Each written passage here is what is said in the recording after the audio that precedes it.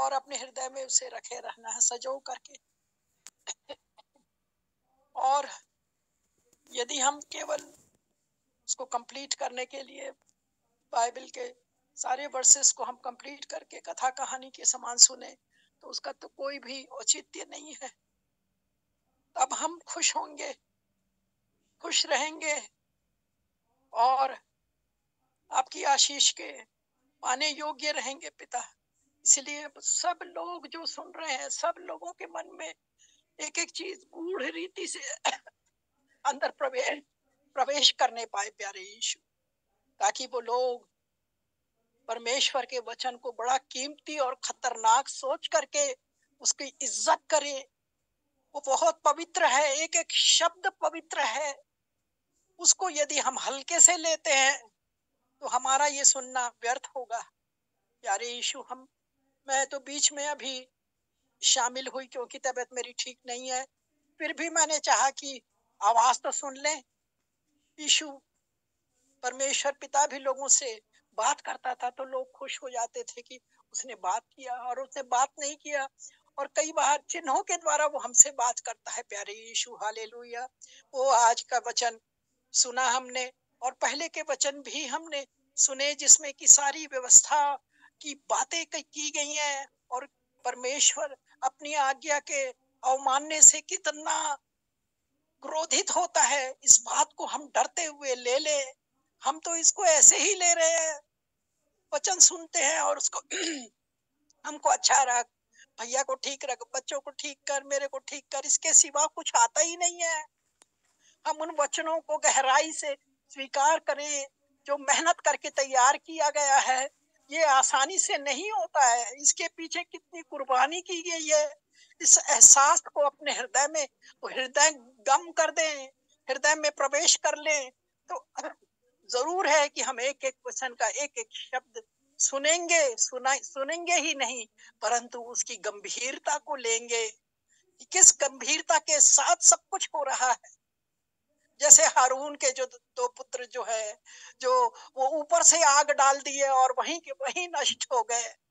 इतना इतना पवित्र परमेश्वर है, तू उम्मीद करता है कि हम तेरी आज्ञाओं का पालन करें, और यदि हम पालन नहीं करते तो बिल्कुल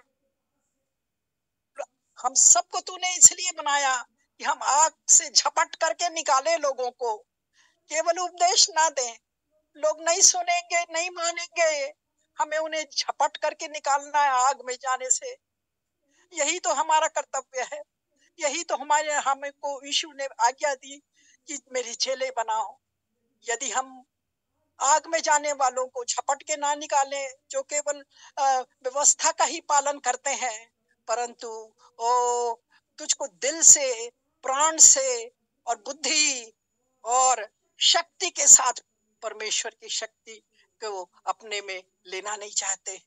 प्रार्थना करते हैं पिता, इन सब चीजों से हम तुझसे प्रार्थना कर सकें कि आज की आवश्यकता यही है कि हम पूरे दिल, पूरे प्राण और शक्ति और ज्ञान से हम तेरी महिमा कर सकें। तभी ये औचित्य होगा कि हम तेरे वचनों को पढ़ें, सीखें और अपने को तैयार करें कि जब तू आने वाला है तो हम तैयार हो जाएं। और केवल तैयार ना हो परंतु सबको तैयार करें। अपनी तैयारी और दूसरों की तैयारी के लिए जिस प्रकार कुर्बानी की जा रही है उसके मेहनत को हम देख करके हमारे हृदय एकदम धन्यवाद से भरा हुआ होना चाहिए। इसलिए प्रभु वैसा ही मन दे कि हम तेरे वचन को बड़े प्रेम से उसको मानने के लिए सुने, केवल नाम और अपना हाजिरी के लिए नहीं परंतु उसको पालन करने के लिए सब कुछ कर सके। प्यारे यीशु, मेरी तबीयत को भी ठीक कर प्यारे यीशु, ठीक हो सकूं पिता, और तेरी आज्ञाओं के पालन करने में किसी प्रकार की कोताही ना करने पाऊं, ऐसी तू मुझे शक्ति और सामर्थ्य दे। और हमारे ब्रदर, उनके परिवार, स्पेशली उनकी मम्मी के लिए मैं दुआ करती हूँ पिता, वो जबकि उनका पहलौठा बेटा वो तेरी सेवा के लिए इतना समर्पित है तो वो कितनी खुश नसीब होंगी।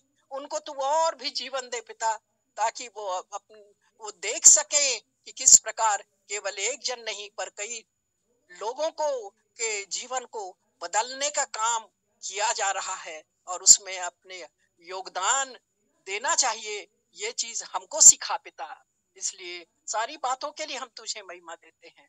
तेरे प्यारे बेटे प्रभु यीशु मसीह के मधुर और मीठे नाम से हम मांगते हैं, आमीन।